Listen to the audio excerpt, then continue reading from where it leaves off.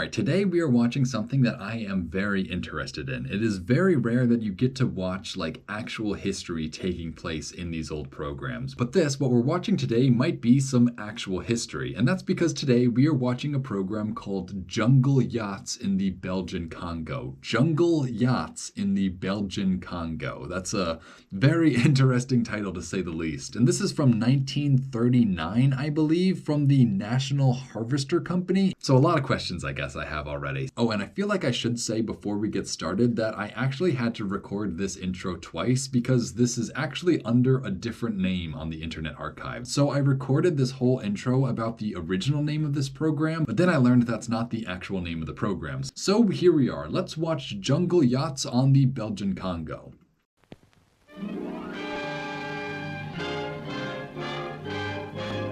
Okay, there you go. International Harvester Company. That's a very interesting choice of a company to be making a program like this. We don't quite understand what this program is yet, but already, International Harvester Company making any sort of media production is interesting already. I wonder what the International Harvester Company's purpose in making this was. Again, was this being shown to children? Was this on television? Where was this? Where was this being shown? Yeah, there you go. Jungle Yachts in the Belgian Congo. I have been trying to figure out what exactly that means for so long, so let's just get into it, shall we?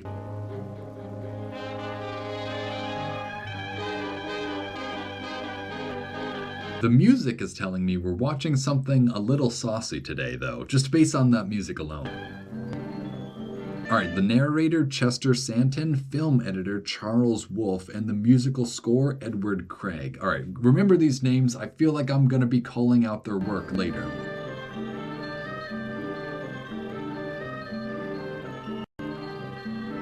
Produced by Courier Productions Incorporated, New York. So that's interesting. That's another very random seeming production company, Courier Productions. I've never heard of Courier before, so I've heard of a lot of old time production companies, so the fact that I'm still learning new ones is honestly a little impressive.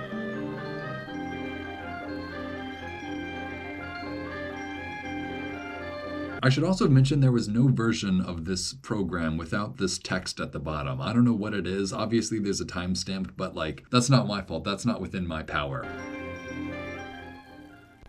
The mighty Congo, second largest river on earth, as well. Hang on, so this is the mighty Congo. This is a steamboat on the mighty Congo. And he said this is the second greatest river on earth, which very arguable claim. I'm interested to know what exactly they were basing that claim off of. Is it volume of water? Maybe I'd get that if it was volume of discharge. Witnessed many daring expeditions seeking adventure.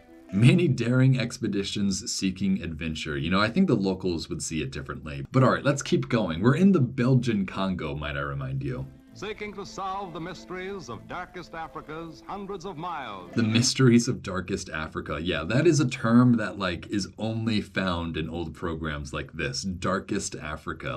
I feel like I shouldn't even be saying that out loud. I feel like I'm saying almost a slur by saying darkest Africa. Many daring expeditions seeking adventure.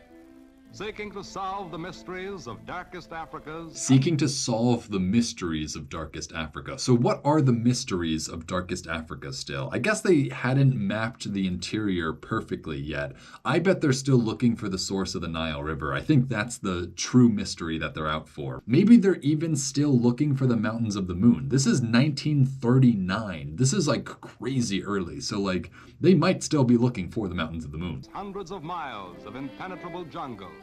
Thanks. So this is real footage of the impenetrable Congo rainforest. Again, it's just so cool to see old footage of the Congo rainforest. It's so remarkable that we got cameras here, Hiding orchids, rare and abundant.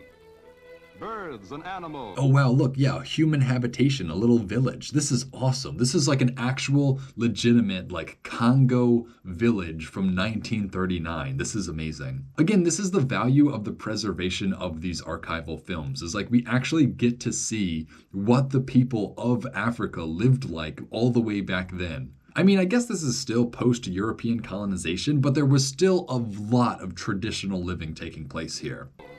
Beautiful, strange, and many still unknown to science. And tribes of natives whose ancestral ceremonies and customs are still their own dark secrets. Tribes of natives whose customs are still their own dark secrets. It's just like, I don't know. You can tell a little based on this narration that they kind of do still look down on the Africans in a certain way, which I guess is just sort of unavoidable for this era. Again, even that is worth preserving. The way that the narrator and the people who wrote this thought that the Africans were in any way inferior to them, like that's a preservation of like people's thoughts, like that is preserving how the Western world perceived the African world at the time. So it's very interesting to hear the way people talk about this place and the people who lived here as well. It's very interesting, and it's very revealing as to the personal thoughts these people had about this land. Again, I can't believe we're just looking at the Congo from 1939. Like, I know this isn't even like an impressive shot. It's just mind-blowing that we have footage from the Congo in 1939. One of the most unusual expeditions ever to disembark at Stanleyville in the heart of the Belgian Congo. One of the most unusual expeditions to embark. Oh, so this is Stanleyville. Wow, that's fascinating. Is that Kinshasa now, or is that... No, that was something else. Is that Stanleyville, or is that Leopoldville? Was that Leopoldville? I don't know where Stanleyville was then. That's probably further along the Congo. I know what Stanley that's referring to. That's Henry Morton Stanley. That was a very famous American Welsh explorer who explored darkest Africa pretty much. So that's an interesting name for a city here, Stanleyville, named after this American explorer to the region. He's the one who found David Livingstone when he was lost. It's just, if you knew the whole story, you'd understand why I'm so excited about Henry Morton Stanley, but it's very interesting to hear that name here. Presents a startling contrast to the safaris of previous explorers. So hang on, so they're talking about the expedition that's about to take place. We are about to witness a very interesting expedition into Africa take place. So let's just learn what that is a bit. Such as the Great Stanley, after whom the town is named. Oh, Great Stanley, after who the town is named. That's funny. That's a detail I already picked up on. What's so funny is these white guys are dressed in like the perfect like safari outfits you would imagine them wearing while going to Africa. Like the white like safari hat, like they actually have that. It's funny how accurate things actually were, This time it is a completely motorized safari. A completely motorized safari? That's nuts. So they're driving these cars into Congo. 1939, there's probably not a single paved road in this whole country at this time. And they're driving these trucks into it. This is amazing. This is impressive. Including two of the most amazingly modernized luxury trailers ever built in any country. Look at this trailer. Whoa, look at this. This is like an absolute camper. This is hilarious. Imagine seeing this even on like the highway nowadays. Like this thing, I hope they don't expect this thing to get very far through the Congo rainforest. Like I can only imagine how far this thing is actually gonna get. The Jungle Yachts. The Jungle Yachts. Okay, so that's what we were talking about. This is the Jungle Yacht. That is so funny. That's so interesting. I feel like I've never heard of anything like this. Did they actually drive this through the jungle? That's wild. Can't imagine you could. What's even going on in here? Is there just like a party going on? Is this like, is there like a bar in here or something? This seems like a vacation cruise almost. Powered by International Harvester. Oh, okay, so now I get the connection. International Harvester made this contraption. That's interesting. So this is almost like product placement. This is product placement in an actual expedition taking place in the Belgian Congo. Like, again, isn't that just so wild? Dude, I don't even think you could get this thing like half an inch into the jungle. Like, I'm really curious about seeing this expedition now. These streamlined... Dude, look at this freaking jungle yacht. That is so hilarious. If anyone likes vehicles, this is like the funniest vehicle for you to ever learn about, I feel like. Trailers and their complement. I mean, I guess it's still a tool of colonialism, so it's not that funny, but it's still sort of funny. Of stock model international trucks constitute the caravan of the 10th. Oh, hang on. So what does it say? This is the 10th Gadi African expedition, the 10th Gadi African expedition. I don't quite know what that means, but I think we'll find out. Constitute the caravan of the 10th Gatti African expedition. Well, yeah, there you go. He just said it. Dang, look at these guys' outfits. See, usually I don't know if what I'm seeing is authentic fashion or not, but I'm pretty sure this is 100% authentic colonizer fashion right here. Look at this man's short shorts. That is some colonization short shorts right there for you. And the safari hats, like, this is like perfect expedition core right here. This is perfect like colonization core right here. This fashion that we're seeing in front of us. This is hilarious. I love the fact that like white guys were colonizing Africa in short shorts like this. Like, isn't that like the funniest thing ever? I don't know. Like, obviously colonizing Africa isn't that funny or anything, but like the fact that they were wearing shorts like this while doing it, that is kind of funny. I'm sorry. Dang, you guys got colonized by short shorts. Like, dang.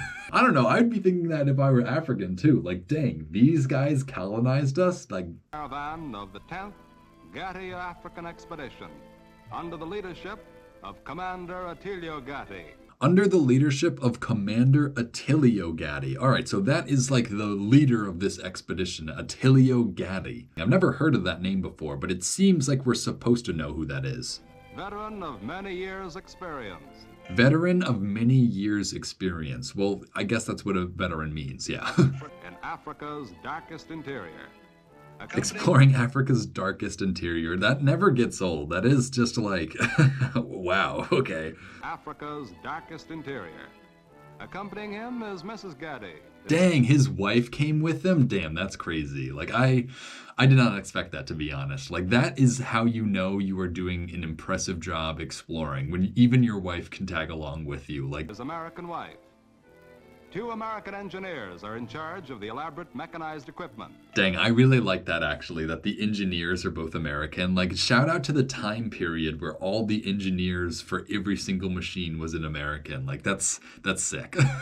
And the American cameraman. And the American cameraman. Like, let's go, come on. A brief stop before taking the trail into the dense Dang, so there's literally chimpanzees just chilling out here? Like, this really is the Congo, isn't it? interior. But what's this? Why, it's a jungle reception. Dude, this guy's just straight up slapping this chimpanzee, like, in the face, too. Like, I know how powerful these animals are. I would not be messing around with a chimpanzee, even a small one like this. Dude, like, it could bite your finger off, like, no problem. And it would bite your finger off, no problem. Committee. Mr. and Mrs. Chimpanzee. Like, you're literally attacking this chimpanzee mother while it has its baby with it, you know? Like, what a strange risk that you're taking at the beginning of this expedition. Like, doesn't that show, like, a complete lack of survival instincts for both this man and the chimpanzee? The coy little lady is seeking... I like how he's also just smoking a cigarette while he's playing with a chimpanzee. Like, that is such an image of the past right there. This man smoking a cigarette while slapping a chimp on the face while it's holding its own baby. Like, oh my gosh. Seeking security and safety. See, look, that chimpanzee baby did just try to bite him. Like, that's how you got, like, crazy jungle diseases back then, too, is by playing with baby chimps. Behind the protector. General Ermans, Vice Governor of the Belgian Congo. Dang, Vice Governor of the Belgian Congo. So, like, I was going to say that, like, maybe these explorers weren't so culpable in the travesties that took place in the Congo, but I'm pretty sure this guy, Vice Governor of the Congo, I'm pretty sure this guy is responsible for some very horrible stuff. Comes to inspect the trailers. Dang, so imagine having the vice governor check out your expedition before you set off. Like, even he doesn't exactly know what's in the interior of his own territory, you know? He's like, oh man, can't wait for you guys to tell me what's already here, you know? The last word in... Dude, is this the actual yacht? Dang, like, this is actually living in luxury, especially for being in the freaking Congo rainforest. This is sick. This is so funny that they drove these into the Congo. Like, they actually brought, like, comfort with them. I can only imagine what, like, older explorers would have said about this. Like, oh, back in my day, we didn't bring jungle yachts with us. These really do look comfortable too, and they're so retro. Civilized comfort and convenience. Completely electrified. Completely electrified? There's an outlet. I could charge my iPhone in this place. I doubt it. With every conceivable needed scientific and household appliance. Every conceivable household appliance needed. That's just, that's so funny. I can't believe this is all real. That's the thing. Like, this feels fake, but it's not. It's actual real footage of an actual expedition. Air conditioned for both. Air conditioned? No way. How did they get that much electricity? Like, did they bring like gallons of oil with them? Like, I'm sorry. This seems too good to be true. There's no way these things don't get stuck in the mud like day one. And cold. Here's the elegant bathroom. Dude, they brought a bathtub with them, you know, like, what? That's so wild. They're about to go on an expedition through the Congo, and they're lugging a bathtub with them. That's that's just so, there's something to be said for that. Like, the ambition alone. This is like giving me, what, Fitzcarraldo vibes? This is like, yeah, this is the African Fitzcarraldo right here. Truly, these are trailers of tomorrow. Truly, these really do look like trailers of tomorrow. Like, I would not have expected these to be. Like, imagine finding this in the Congo rainforest. You'd be like, where am I? The Gatti expedition flag is attached to... The Gatti expedition flag? Oh, that's a cool flag. Dang, that's a cool flag, all right. each of the units. Dang, look at this freaking fleet of vehicles. This is like the funniest expeditionary fleet I think I've ever seen. Not that I've seen a lot of expeditionary fleets or anything, but this is a funny group of vehicles to go exploring the Congo with. Last-minute preparations have been completed, and the caravan is on its way.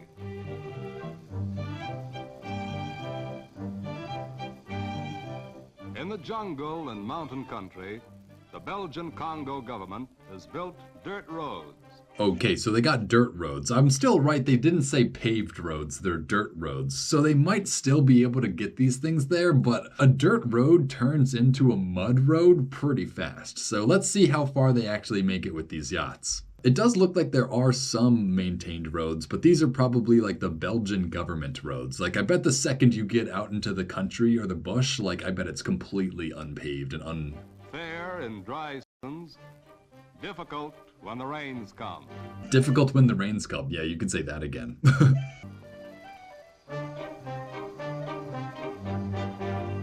So I guess maybe they planned this expedition for like the dry season. Maybe that's like a forgotten aspect of African expeditions, is always planning your trip to take place during the dry season. That's actually a very good idea. Well, maybe not. Maybe if you need water, but like, I don't know. But I don't know. I guess exploring Africa was just never easy. When rivers are reached, the long, heavy trailers and the trucks are loaded onto crude pontoons. See, this is like the most impressive thing of all time, right? Like, not only are they driving these like huge, like cumbersome vehicles straight into the Congo rainforest, but they're actually having them cross the river on like rafts or pontoons. It's like, that's just so amazing. It really is. It shows like how much humans are actually capable of. This is like the most wild thing ever. To be ferried precariously over the murky waters.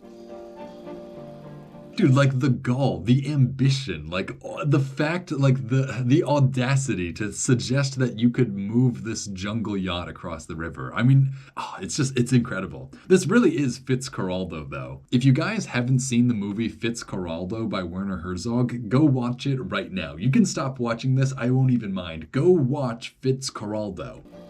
Where the result of an upset may be more than the important loss of equipment. Beyond Iramo. Dang, so I guess they did get it across. It's crazy. Look at this little pontoon that they used to get this whole camper across. Like, am I the only one who is just like completely in awe at this? Like, I cannot believe that they did this. As many as 7 pontoon crossings must be made in traveling 500 miles. As many as 7 crossings need to be made for just like the entire troop to get across. That's interesting. That's crazy how they had pontoons ready though. You know, I mean, I guess they must have done planning, but they very clearly had that stuff all set up already. Maybe that's why they needed to meet the vice governor. Maybe that was like his job to prepare the road for this expedition or something. At last, safely across, we hurry on our way again. Dude, these are so crazy. I want to see like an old film that uses these. Like these would be great as like an action set piece in like an Indiana Jones movie for sure. Like these old yachts, these old jungle yachts. Oh man, it's just so crazy. I don't know. This is just like the weirdest vehicle I've ever seen. Gliding over the miles, accomplishing in hours distances which once required days of the most grueling. Dang, this is wild though. They are just driving through the Congo. Like here's a village of people in the middle of the Congo, you know? Like like you can't argue with that. Like they are in the Congo. Passing through native villages, the inhabitants stare in amazement. Yeah, imagine being a freaking native Congo pygmy, seeing this freaking caravan of freaking jungle yachts driving by. This is just like the weirdest situation. It must have been so cool for these guys, though, to be driving this. This must have been so much fun for these guys. As the fabulous caravan rolls by. But what do you think? If you're a native African person watching this caravan go by, this is the first time you've ever seen, like, pure metal, let alone like machines like this. Like this must be mind-blowing for them. Like this must be like a spaceship landing on their lap pretty much. Then race after the last car. You know, it is funny to think that people have always been the same in that regard. Like everyone has always chased after the cars. Like you could drive through Africa and still have that to this day. People just running behind you. As he refuses to take no for an answer. Kind of seems like we missed some information there for a second. I feel like we had a little thing cut out because this does not really relate to what we were watching a second ago. But let's keep going. Well, we yield to his pleadings. Hang on, so what was that? So we missed that, but it looks like this kid was begging to go with. This kid looks like an actor. He doesn't look like he is just like an actual native child. I mean, he's probably both. It just, this seems like staged is what I'm trying to say. Sir? Well, we yield to his pleadings. We yield to his pleadings. So it looks like he's allowed to just tag along. That's funny. He is given the job of polishing the trucks. That's just like, that's so funny that like this kid wanted to go with, and so they gave him the job of polishing the truck. Like they're literally driving these trucks through the jungle. Like who cares about the polish on the truck, you know? But whatever, I guess you have a truck polisher with you. But his work is interrupted by the invasion of millions and oh, these locusts? That's crazy too. Millions of migrating locusts. Everything must be closed. Yeah, this kid's totally an actor, right? Like they had him look up and act like there's locusts in the sky, and now he's running to the door to get in the car. Like this kid, he might have been a native African, but he was hired as an actor for this part. It feels like, at least. It feels very staged, all this, but I don't know. Be closed up tight. But when they come down on our camp, they'll swarm into every open window and door. Oh, he's literally rolling up the windows. That's hilarious. Into every uncovered pot on the stove. Here they come. We're in for a deluge. Are we actually gonna get shots of the people in this expedition encountering these locusts, or is this like a staged conflict as well? But to the camp boys, it's a holiday. Dry. I guess that is real footage. That is like thousands of locusts swarming right in front of you. And cooked, they're a delicacy to eat. So the natives think. That's funny. They're a delicacy to eat, so the natives think. It's that like passive-aggressive judgment on the lifestyle of the natives. Like, oh, these people are eating bugs. It's like, do you see how many bugs there are? Like, of course they're eating them. Like, there's literally food raining from the sky. All you have to do is eat a bug, you know? Like I'm picking up on the subtle tones of this narrator's perspective on these people. Breaking camp and moving our tons of supplies is no small task. This steel-bodied International carries the bulk of the material. This steel-bodied International, I think we're talking about the truck right here. So I think International Harvester Company produced vehicles like this. That's what I'm picking up on, at least. I would have thought they would make like harvesters or like farming equipment, but it looks like they also made like exploration vehicles. That's funny because earlier this week we watched a program about car manufacturing called Harvest of the Year. So it's just a lot of similar words and stuff. While scientific, photographic, and other equipment is adequately transported in a station wagon and a wire panel truck. Dude, I really appreciate the photography though. Like, I'm really glad we're getting to watch this expedition. I am so happy this all exists, you know? Like, that's part of the reason why I made this channel, is so that we got to see these historical events that nobody even expected we'd have footage of. It's so cool. Like, even just seeing this caravan of cars drive through this Congo road, it's so, oh man, I don't even have the words to describe it. It's so interesting. It just really is. But whoa, what's this? We're already in the big game country.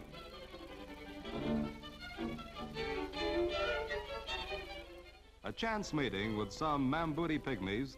Mambuti pygmies. See, I didn't just call out the pygmies for no reason earlier. Congo is where the pygmy people originated, or at least that's where the pygmy people are located in greatest numbers. So I was actually expecting us to encounter the pygmies. That's fun. I'm glad we're getting to see the pygmies though. This is really cool though, because again, we're getting to see pygmies through the preserved views of 1939. It's just, oh, it's so cool. Informs us of the possibility of finding even that rarest of all animals. Look how short they are though. They really are pygmies, which obviously that's where the term came from. It's just always so amazing to see them. The strange okapi.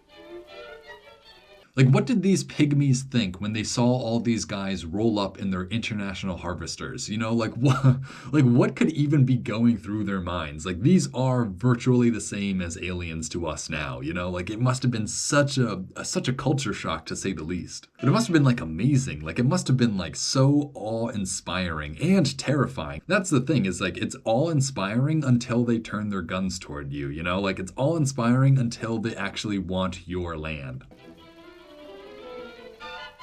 While the commander and Mrs. Getty are selecting a suitable place to build... Again, this is so impressive that his wife is just like hanging out with him, like going on this expedition. Like, that's the sort of wife I want.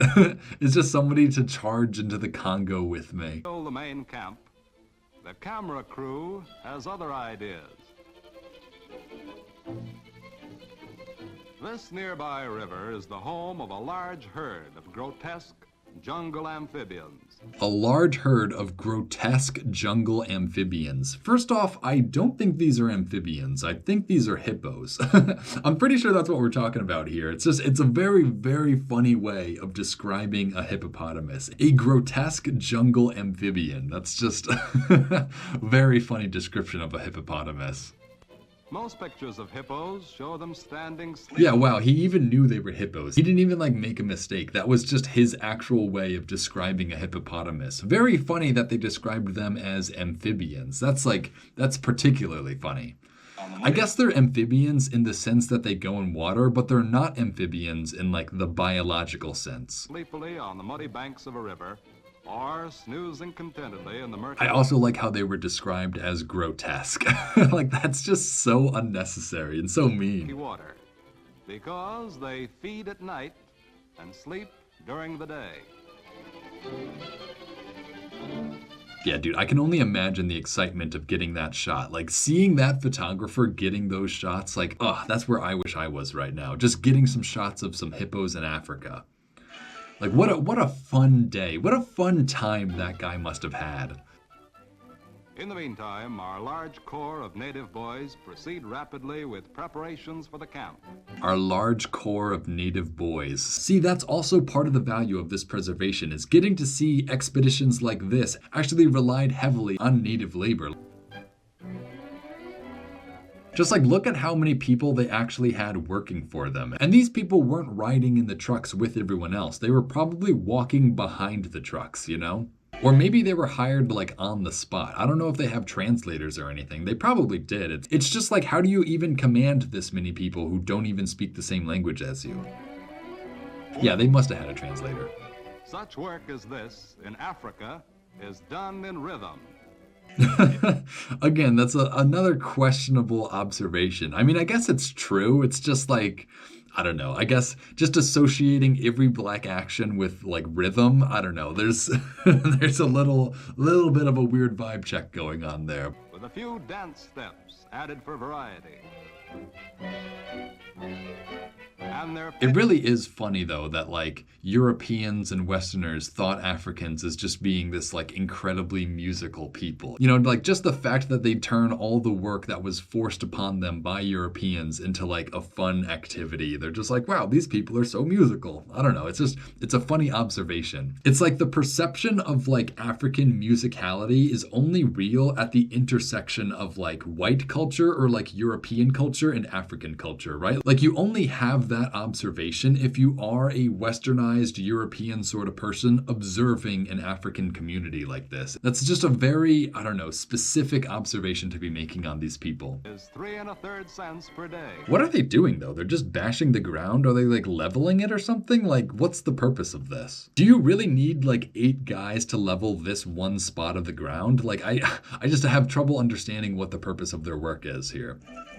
Oh, they were making a parking lot. Of course. How could I have not? How could I have missed that? They were making a parking lot for all their freaking jungle yachts. The equipment is brought up as soon as the campsite is ready. The big trailers and other units are maneuvered into position. And quickly, the little village of... Dude, I also gotta make a note on the music. It's just wild to be listening to such like upbeat, chipper music while on screen we're seeing the like active colonization of the Belgian Congo taking place. It's just like it's a bit of a juxtaposition to say the least. The little village of tents is erected. I guess for them it was I guess for the Belgians it was a happy I guess for the Belgians it was a happy occasion. Just for the rest of them it wasn't. We've brought about everything in cans except African sunshine. Except African sunshine. That's a bit of a weird statement. I don't even know what he's really alluding to. I mean, maybe he's just talking about sunshine, but it seems like he's talking about something specific. And our shortwave radio makes us seem quite close to civilization. Dude, that's crazy that they were using the radio all the way in the middle of the Congo. That's wild. And look at these guys. These guys are shocked by the radio. Like you can only imagine like their perception of what's happening here. They're like, there are voices coming out of this box from halfway across the world. Like that is mind blowing. If I was in these guys' village, I would be right there with them, just staring at this radio in just total awe. The white man's modern means of travel has a peculiar fascination for Shilil, the boy. That's funny, the white man's peculiar mode of transportation, which I guess you could say is true, especially for where they are. But it's also cool to see them like becoming friends with this like native boy, you know? Like that is, I don't know, it reveals that like there wasn't such harsh prejudice as we imagined there was back then. His wildest ambition is to drive a truck. Dude, that is like every boy ever though. Like the second you see a truck, you want to drive it. You know, like that is like every boy in every one of these African villages was just like, dang, I want to drive that truck as they came in. Like, you know it.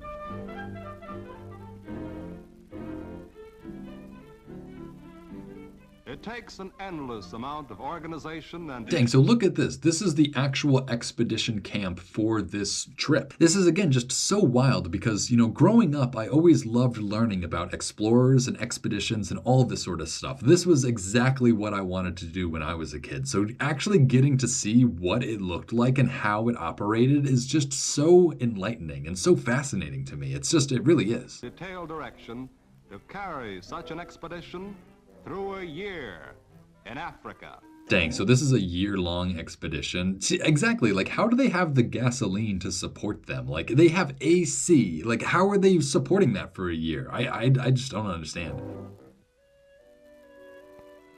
Night in the jungle is something never to be forgotten. The trumpeting of elephants and the blood-chilling cries of other unseen beasts.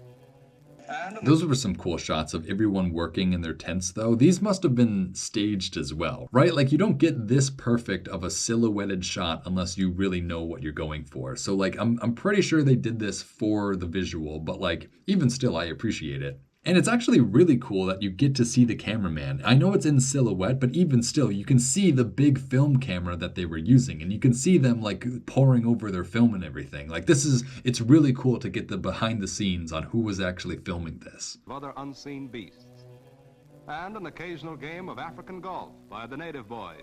A game of African golf? That's interesting. Does anyone know how to play African golf? Can you guys teach me? I'm so curious already. Like, how do you play African golf? Like, it looks like a lot of fun. I can't tell what they're actually doing. One never knows just what to expect. Dang, imagine you wake up and there's just another tribe of warriors coming your direction. Like, that's what's so bizarre about exploring the interior of the Congo. It's like, you really just did not know what you were getting yourselves into. From jungle beasts or men.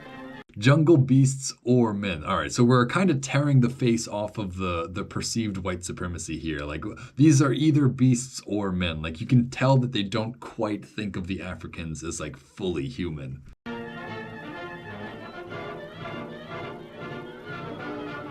This guy seems pretty nonchalant for the fact that there's a whole warring tribe coming in their direction.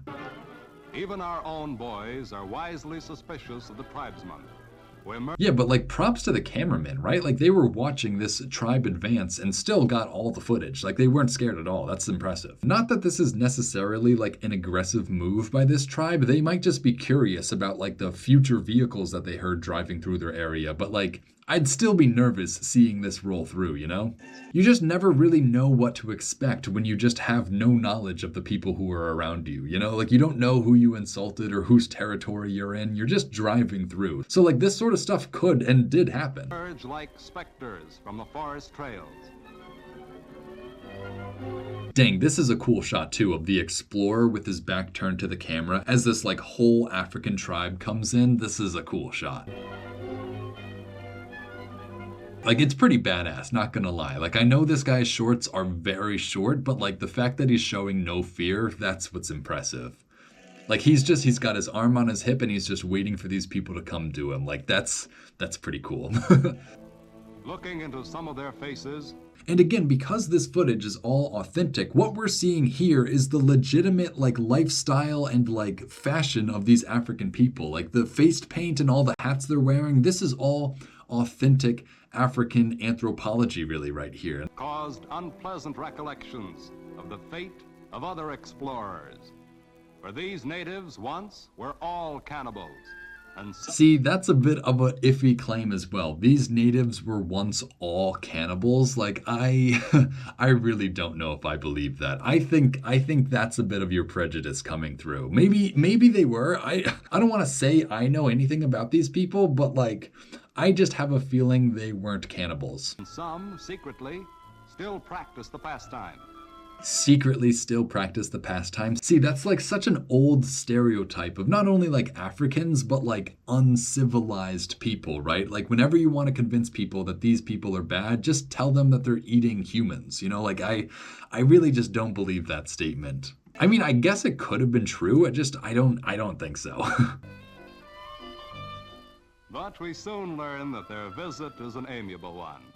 They have traveled from far and wide. Their drums and jungle signals have... Dang, so I wonder if that's true. Did these tribes people actually travel far and wide just for a chance to see these explorers? Like, is that really what happened here? I'm so curious. That's obviously the story that they're going with. I'm curious if that actually is the reason why all these people were here. Because my thoughts are this is like a show of power, right? Like this is an attempt at intimidating the explorers, or at least that's what my brain is telling me. Like these people don't want to be attacked, so they're showing up in their full numbers and their full spears and everything to communicate to the explorers that they're willing to fight for their land. That's what it feels like they're actually telling them. I don't want to put words in these African people's mouths or anything, but it feels like they're trying to tell the explorers to, hey, don't take this from us, we'll fight for it, you know? Spread the news of our visit, and they have come to see the amazing trailers. But at the same time, I also do believe that these people were like mad curious about these trailers, you know, like just what's even going on. Like I would be curious too. I actually believe that half of these people were genuinely curious about what was happening here. But the other half were probably very concerned about what was happening here as well. Which they call the houses that walk. Dang, I like how they're taking turns, like just looking inside. Like that's a really funny detail. That's such a human moment. Like these humans just want to see this like interesting space, so they're taking turns. That's just there's no other word besides like human, really. It's just like they're so curious, you know? Like that's really their humanity showing through right there. Then, to assure us of their friendliness, they all swing into a dance to the accompaniment of their strange tribal music. Their strange tribal music. You know, like even describing their tribal music as strange. Like obviously it might be strange to the colonizers, but you had to imagine they knew that like it wasn't strange to them, you know? Like I don't know. It's a funny way of describing everything associated with these people as strange.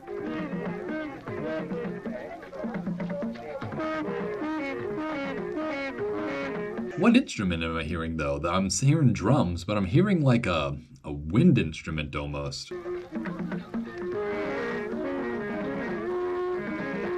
Like what am I hearing? Like are you guys hearing that? Is that an instrument? I want one. Whatever it is, I want one of those instruments. Oh dang, so that was the end of that part of the story. I guess the tribe just went home after that.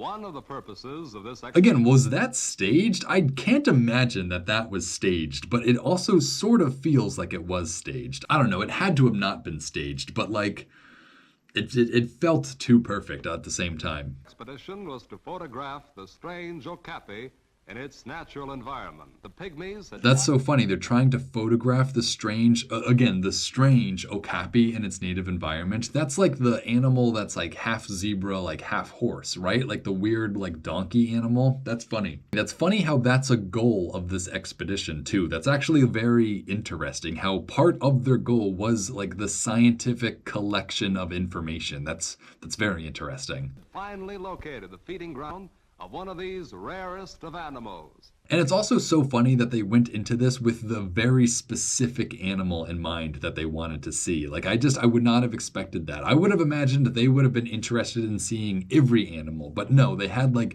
one specifically that they wanted footage of. The haunts of the okapi are the deepest and most impenetrable sections of the equatorial rainforest of the Congo. Because of this, and the animal's exceedingly stealthy nature, it has been known to science only a very few years. Dang, it's only been known to science for a few years. See, that's another interesting aspect of these old films. It's just like how recent all these developments were. Like we only even discovered this animal a few years before this. Like that's so wild. I feel like the world isn't like that anymore, you know? Like I feel like we know all the big animals of Africa now. I mean, we do. It's just like there's no sense of like discovery anymore like that. I am really appreciating getting to watch these African tribes people like do their normal thing though. That's also really interesting. It's just getting to see like the daily lives and like the behaviors of these people. It's never not fascinating to see. Are still very much of a mystery. Also, because I don't know if this tribe still even exists. You know, like so much stuff has happened in Africa. There's been so many conflicts, especially after the Belgian Congo, right? That I don't even know if like this tribe has been like recorded in history. It's so fascinating how many people there were in Africa and how little was known about it from the outside perspective.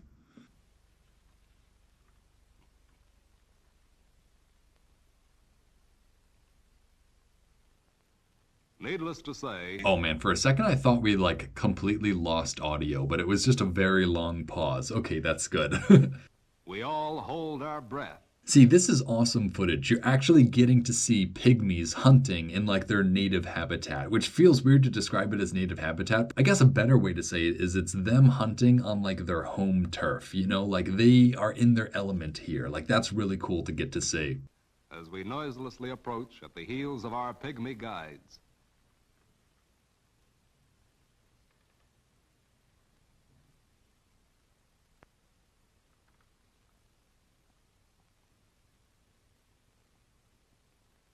It's also wild just how collaborative the Africans were for these like early European colonizers. You know, like I doubt many of them really realized what they were doing or what they were helping them accomplish, but at the same time, it's just impressive that they were willing to help regardless, you know?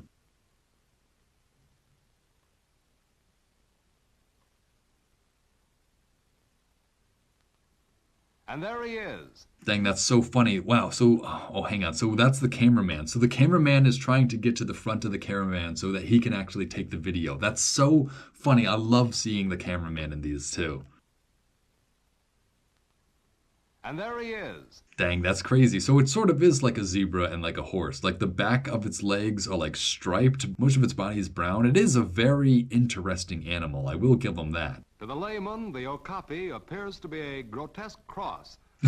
Another grotesque animal. That's such like why do all the animals of Africa have to be grotesque? Like honestly, I understand calling a hippo grotesque, but this animal does not look grotesque. This looks like a deer or something graceful like that, not grotesque. Between a giraffe and a zebra. A beautiful... I guess it's kind of a mix between a giraffe and a zebra. It's just, I mean, I guess that's more Africa accurate at least. You know what? This footage does make it look like a giraffe actually. A beautiful, rich brown. Dang, so hang on a second. Is this like the first footage of an okapi like anywhere? Right? Like, is this like the first footage ever of this animal? Like, I have to imagine it is based on what they said earlier. Like, this really is the first film evidence of this animal existing. Like, if this animal went extinct after this, this would be like all the evidence in the world we had of its existence. That's just, again, that's mind-blowing. Striped with black and silver. But to the scientist, is somewhat of a living fossil, reminiscent of the prehistoric Samotherium that roamed Europe about 15 million years ago. That's interesting how they're connecting it to that specific, like, ancient megafauna. Like, I wonder if they're actually that closely related or if they just resemble that old megafauna. I don't know. I'm not very familiar with the animal he just mentioned. It's interesting that they claimed that this was, like, an old relic of an animal. Like, this seems like a pretty modern animal as well. I don't know. I guess it's just similar to the sorts of animals they were finding fossils of at this time. But at the same time, it's just like an ungulate, right? Like, it doesn't look that different than a horse or anything. Dang, that was some cool footage though. That was the first footage of that animal ever. That's so wild. This object of our visit to the big forest country accomplished, our caravan again takes to the road. Right, like this object of our caravan accomplished, like that was actually one of their main goals, it sounds like, to get footage of that animal. That's crazy.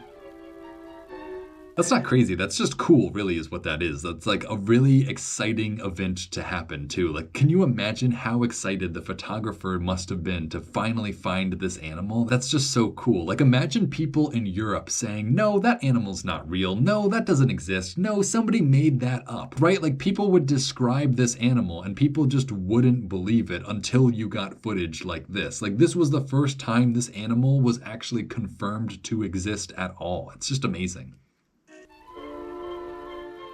We're now in the magic mountains of the moon. Wow, they're in the mountains of the moon. That is so funny that they used that term. We've already talked a little bit about the mountains of the moon here on this channel. I made a whole video about the mountains of the moon on Atlas Pro if you want to watch that. So I know very well what we're talking about now. We are in the source of the Nile River. That's so funny. That's what we've been looking for this entire time, I guarantee you. We have been looking for the source of the Nile. That's why we're in the Ruwenzori Mountains. I wonder if this actually is the Ruwenzori Mountains or if this is just like another mountain range. There aren't many mountain ranges in this part of Africa, so it would make sense for this to be the Ruwenzori, but I just don't know. A beautiful country where the road climbs and winds among hundreds of large and small volcanic cones. Again, this is just crazy footage that I'm watching right here, like a trailer driving through the middle of the Congo in 1939. I just find the fact that this footage exists at all as so impressive. And how'd they get this shot too, right? Like we're looking out over a canyon, so you have to imagine the photographer is like on the other side of this canyon shooting this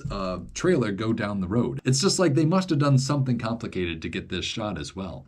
And craters, which separate the humid jungles from the great... Like the cameraman is on the other side of this mountain, so like they are getting these shots somehow. plains of the further interior.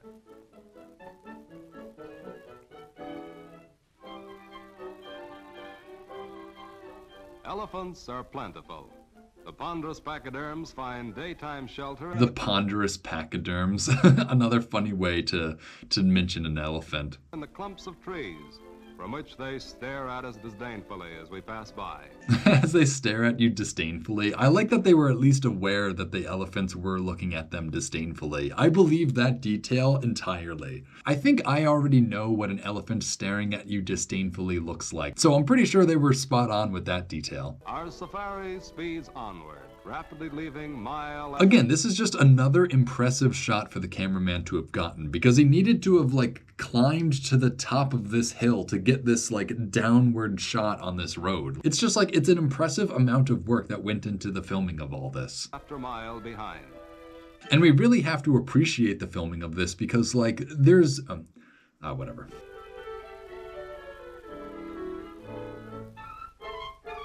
Here's another herd just going out onto the plains. The African elephant is considered one of the most dangerous of all big game animals. He makes unprovoked attacks. See, that is such a thing that people from back then would say. He makes unprovoked attacks. I'm pretty sure you shooting at him is a provoked attack. I don't think elephants do make unprovoked attacks. I think elephants are actually very peaceful unless they're provoked otherwise. And has torn many a careless hunter limb from limb. And trampled the... Really? These elephants have torn hunters limb from limb? I really don't think an elephant would do that. Maybe trample on you for sure. Maybe stomp you to death, but not tear you to pieces. That's not really what elephants do. Unfortunate victim furiously into the ground. Yeah, all you need to do is step on us and we're dead. That's what an elephant would do. An elephant would not tear your body to shreds. What? From his observation seat on the top of a trailer, Commander Getty... But again, this is also before the era of conservation. So you have really no desire on behalf of the people to treat these animals like anything more than beasts. It actually makes this expedition seem more badass the more dangerous the animals are. So you would describe these elephants as bloodthirsty even though you know they're herbivores. Spies the killer of the African wilds. A fine big specimen of lioness. Dang, this is a good shot, but it's completely out of focus. And where there is one lion, there are generally more. Yes, there's the proud old king of beasts himself. A beautifully maned monarch of the plains. See, what I'm having trouble understanding now is we're in the mountains of the moon, right? So how are we also on the African plains? We were in the mountains, but now we're just in the plains. I feel like we're jumping around location-wise. Oh, hang on, this is another funny little detail. So look on top of this trailer. You can see a bench. People would actually ride atop the trailer while they were driving around. That's really fun. I bet that's where I would hang out. The temptation for a little excitement in stalking a bunch of lions on foot is too great to pass by. But you'll notice that the trusted gun bearer is taken along. The trusted gun bearer, another antiquated job for sure. just having someone around to hold your gun for you. As well as the camera. That must have been a pretty prestigious job to have as one of the helpers though, to be the guy who holds the gun. That is a very high up position. As long as man is hunted, he is given complimentary testimony to the courage, strength, and fighting qualities of the lion. Dude, I really don't want to watch them kill a lion right now. I would be so bummed if that's about to happen. I feel like it is about to happen, so I don't know. I have to remind myself that this is from 1939, so this lion would be long dead anyways. It's tough to see them hunt animals, man. Especially big, glorious animals like this. The lion is known as a killer, for he subsists almost entirely... Dude, I love seeing the photographer, though. That is my favorite part by far. It's just seeing, how he actually gets these images. Oh, I love that. On other game animals, he pulls down with claws and fangs. Dude, this lion footage is so bad, though. No offense to him, but, I can't see anything. But the lion does not kill for the mere love of killing. He destroys for sustenance only. Few persons have ever seen a lion actually making a kill. Most of his hunting... See, that's a crazy statement too. Few persons have ever seen a lion actually make a kill. Because now I've seen lions make a kill in documentary films hundreds of times. So it's funny that back then that was a rare sighting. ...is done at night. When his feline... And let's not forget that the native people of Africa probably saw lions hunting all the time. eyesight is apparently as keen as in the daylight, and darkness gives aid to his stealth. Lions rarely make unprovoked attacks. Yet, photographing them on foot at close range... Yeah, this is such a risky endeavor. Like, I have to imagine this lion footage we're looking at is not the footage that the photographer actually got from those scenes. Like, this feels like completely different footage. Is guaranteed to raise one's blood pressure considerably. That's funny how in 1939 we were still talking about things raising your blood pressure. You know, like that seems like an anachronistic statement as well. Like really, people in 1939 were worried about blood pressure? That just seems like, I don't know, that seems more insane than anything else I've seen in this whole documentary so far.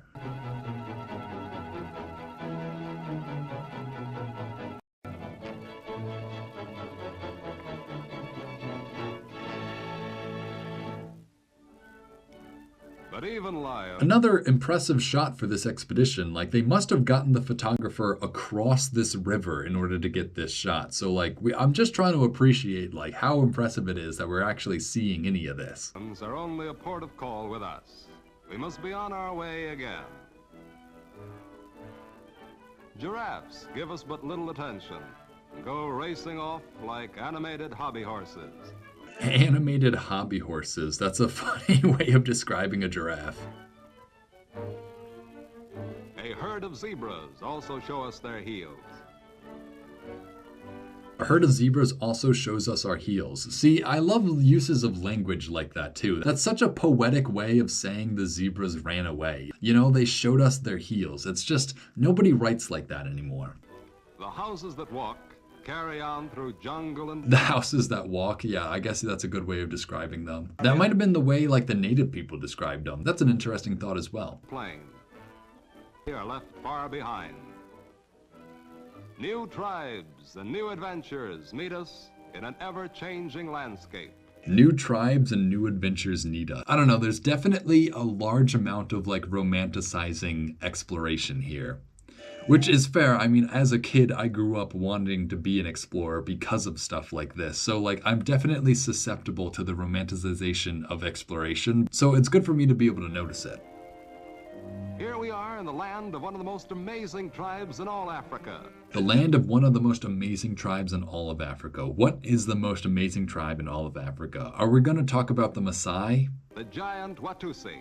The Watusi. Okay, sorry Watusi. I just insulted so many Watusi people. Sorry guys, sorry. I thought we were going for like a very well-known tribe. The Watusi are herdsmen and aristocrats. Not that the Watusi is not a very well-known tribe. I actually do know about them as well. I thought we were talking about the Maasai for some reason. Aristocrats with vast herds and hundreds of slaves who do all the work. They cut off the hundreds of slaves who do all the work part. That was a funny little audio glitch there for a second. Vast herds and hundreds of slaves who do all the work.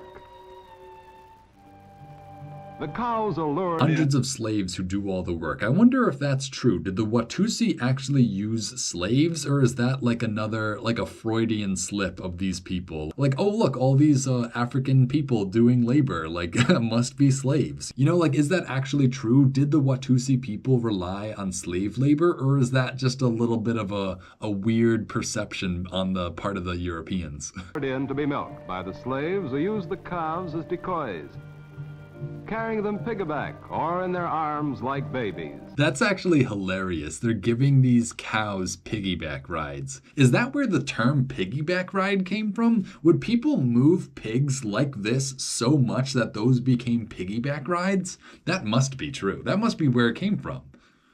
That's so funny. I mean, I guess they're cows in this situation, but I can picture people doing the same thing with pigs. That's actually really funny. I never thought that piggyback rides might have actually had their origins in pigs. The Watusi cattle are beautiful animals and give a very fine grade of milk. They receive the most excellent care. And the calves are... This is cool. This is cool that we're getting to see just like regular Watusi people milking their cows. Like that's another glimpse in the daily life of these people, you know? Like we're actually getting to see what life for the Watusi was and maybe still is like. Never completely weaned until the mother goes dry. Dang, look at all these milk containers. What are these even made of? Are these see-through? Milking is both a chore and a ceremony.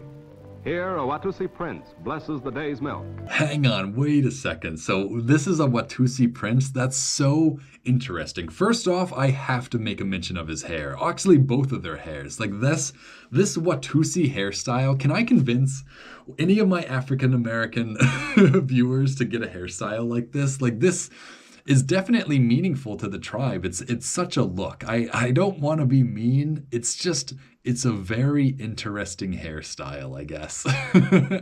I think it would be offensive for me to try to make this hairstyle, but I want to see somebody rocking this today. Like I want to see this on the streets still. Oh, but I got even more to say about this Watusi prince. So second off, it also looks like this guy has a mustache, which is like incredibly rare. I just have not seen like anyone else with facial hair from Africa in this. Maybe I haven't been paying attention, but I feel like that's an important note, is that this prince is allowed to have facial hair. What's even more interesting than that, though, is the shirt he's wearing. He is actually wearing like a button-down collared shirt underneath his like tribal garment, whatever you want to call it. I'd call it a toga, but that might be insensitive or just incorrect. So whatever he's wearing it on top of like a regular westernized shirt, which I just think is so fascinating, right? Like this guy in the middle of the Congo is just wearing a button-down shirt because it probably gives him some sense of status, right? Like a shirt like this conveys to his people that he is wealthy enough to own stuff like this. I think that's the purpose of why he's wearing that, which is just very interesting. Again, the ways how African people like adopted European products for their own uses. It's very interesting that this prince is wearing this shirt, you know?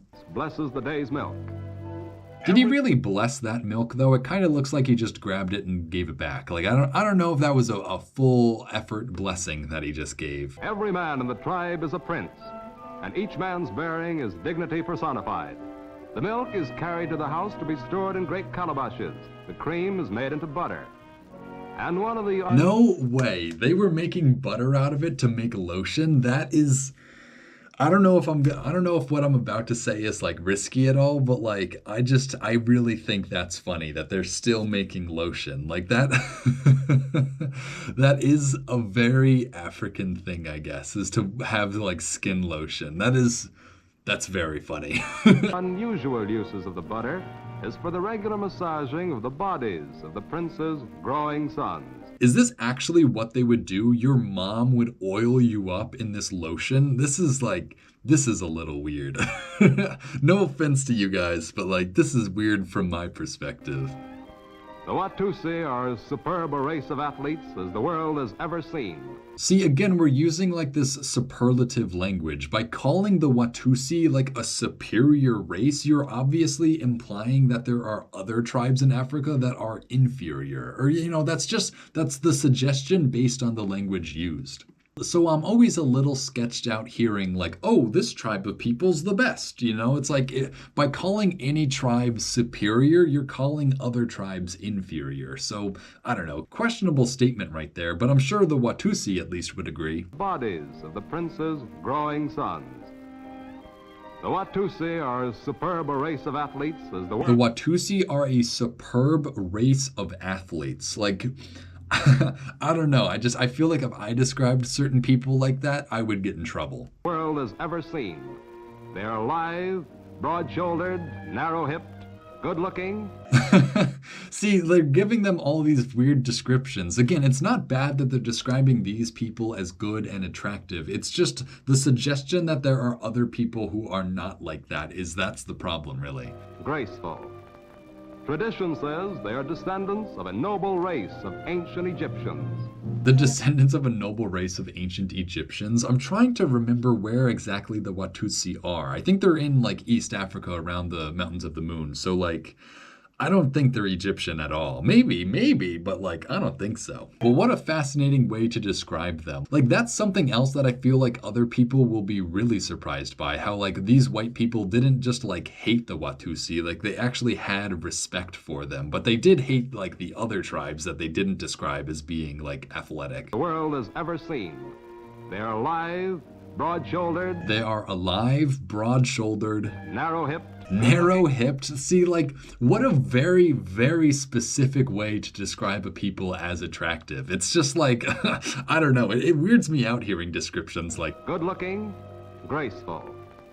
Tradition says. like, not that that's wrong, right? Like, not that the Watusi are not attractive people. I bet they are. It's just, it's weird to hear them specifically described like that. You know, like, picture a slave trader saying, oh, the Watusi are strong workers, these guys not so much. You know, it's just like, it's a weird way of describing people. They are descendants of a noble race of ancient Egyptians. The young tribesmen practice archery more as a sport and for physical development than as training for hunting.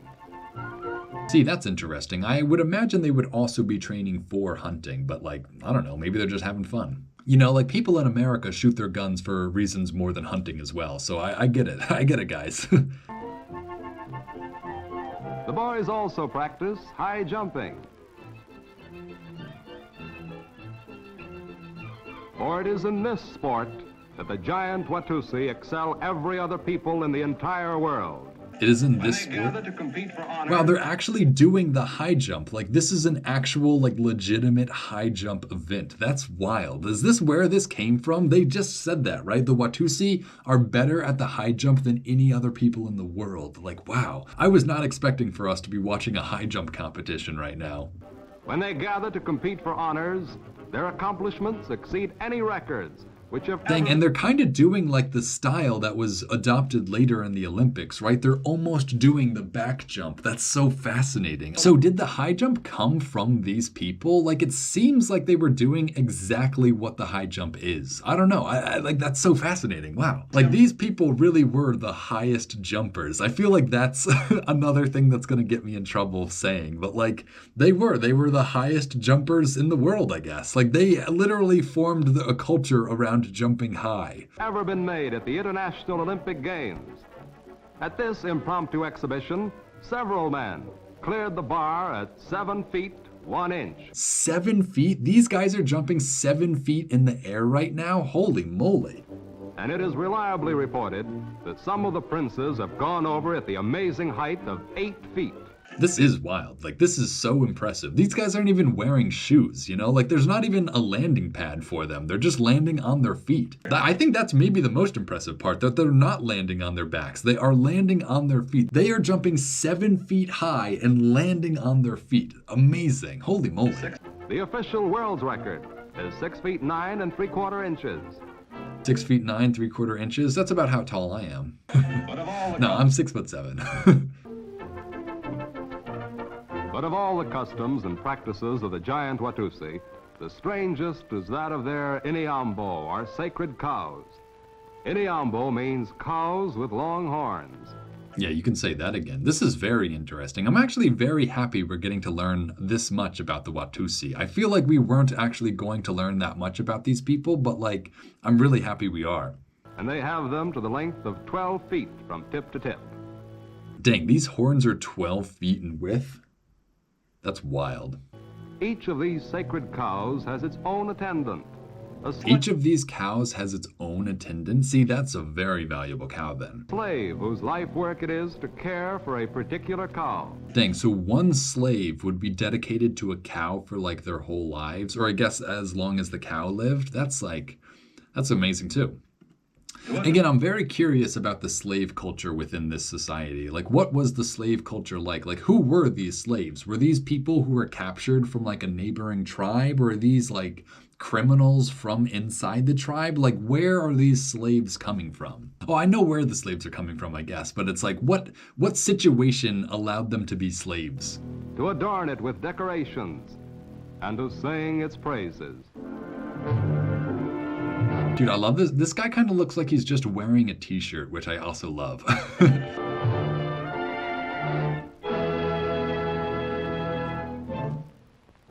Aristocratic living and athletic play in the Watusi tribe is also frequently enlivened by dancing, which is truly in keeping with the temperament of this remarkable race. Okay, so hang on. Everyone here is sort of wearing like westernized clothing. Like they're wearing button-downs, collared shirts, or at least some of them are. Maybe not. Maybe they're just wearing like t-shirts. It's hard to tell. It's hard to tell what they're wearing exactly. They're wearing these robes around their waists. That seems traditional, but the shirts they're wearing seem more westernized. I wonder what these instruments are, too. These instruments look interesting because they look like maracas, but they're playing them with their mouths. So I'm very curious about this. Remarkable range. Oh, no, they're not maracas. Oh, they sort of are. In sheer grace and rhythm, it is Dang, and again, this is a traditional tribal dance taking place in 1939. We just have to appreciate, again, just like the preservation of culture that has taken place in this film. Like, we are getting to watch these people give, like, the dance of their ancestors or whatever the hell it is, you know? Like, we are getting to see it actually take place. It's so amazing. perfection, unexcelled either by the tribal dances of other frontiers or by the sophisticated... Dang, I want somebody to learn these dance moves too. Can I see somebody in the club doing this one day? Preferably the same person who cut their hair like that guy. Like, I want to see you guys dancing like this as well. ...complicated ballet of most any metropolis. Just watch their poetry of motion. You know, this is a very interesting form of movement. Like, this is special to the African continent, I'd say, this form of dancing. But honestly, it does look almost like a modern form of dance. Like, this is not that far from the moves people are kicking out now.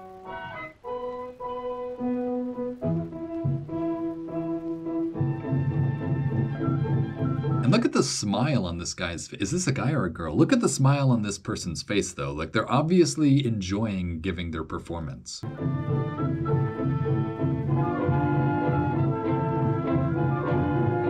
And it is a very specific performance. It's not like all these people are doing different moves. They're all doing this one very specific dance. So now I'm curious about the meaning behind this dance. If everyone in the tribe seems to know how to do it, it must be very important, very significant to their culture. So I'm curious about the actual meaning of this dance. I don't know if we'll get to learn it, but I'm curious nonetheless.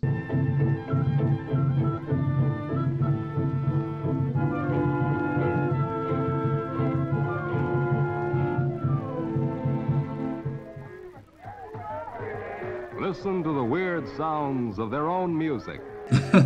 Again, listen to the weird sounds of their own music. Like, they have to describe everything that's like originally African as some degree of weird, strange, grotesque or something, or else they don't feel good about their own music, you know? It's so funny because music is one of those things that's subjective. You know, you can't have objectively good music, but these colonizers or these explorers, they definitely thought of their music as being more complex or more, you know, advanced than this music. It's funny because it's all music at the end of the day. Like, if it gets you dancing, it's music, you know? Again, this is just so cool that we're getting to witness this dance all the way back in 1939. Like, do the Watutsi still do these dances? Like, I have to imagine there are still some, like, tribal or, like, hunter-gatherer Watutsi out there. I know some have been swept away in the wave of modernization, but I'm curious as to the traditional lifestyles of the Watutsi. Do they still practice this? Are there still Watutsi out there doing these dances? Does anyone recognize this dance? Are there any Watutsi viewers? That would be nuts. Are there any Watutsi viewers who actually recognize this dance and understand its meaning? If you do, please leave a comment. Holy moly, I would love to read that comment.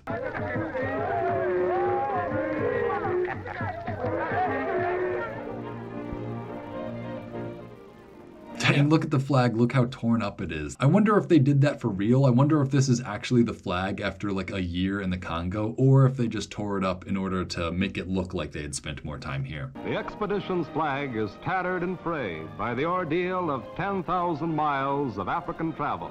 10,000 miles of African travel. I'm pretty sure Africa isn't even 10,000 miles long. I could be wrong about that, but that sounds like a lot more distance than it should be. Despite the hazards of jungle and mountain, the tropical rains, and the equatorial heat and humidity, every unit in our international powered caravan has traversed the Congo without hesitancy or complaint. Honestly, that is really impressive. They drove this whole caravan of jungle yachts through the Congo in 1939, and not even one of them had a problem. Like, honestly, I'm going out and I'm buying an International Harvester after this. Like, I am convinced this is a good car company. Whatever happened to International Harvester Company? Like, what happened to them? It has been a strange, revealing journey.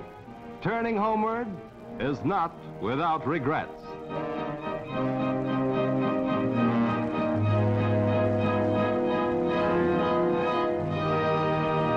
Wow, that was awesome. What a cool watch. It's so cool getting to see like historic events actually taking place right before your eyes. That's what makes watching this stuff so fascinating. It's just that like these were explorers. Like these people did not know exactly what they were going to find. They didn't know if they would find the okapi that they set out for, like they didn't know what they were getting into. They just drove straight into Congo hoping for the best, which is just so amazing. It's so ambitious, really, is what it is. And like overconfident, really, too.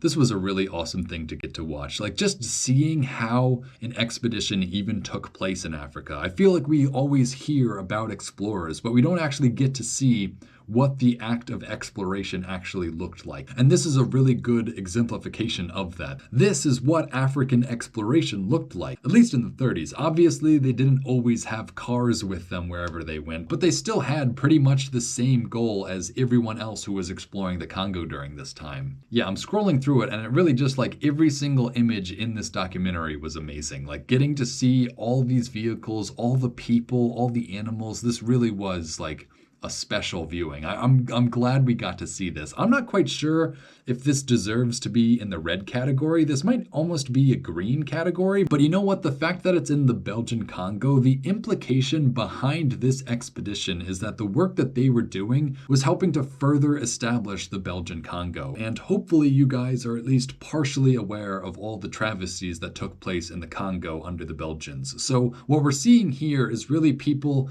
enabling those travesties to take place. Whether they understood that or not is up in the air, but they were definitely making this colony more possible by exploring this area.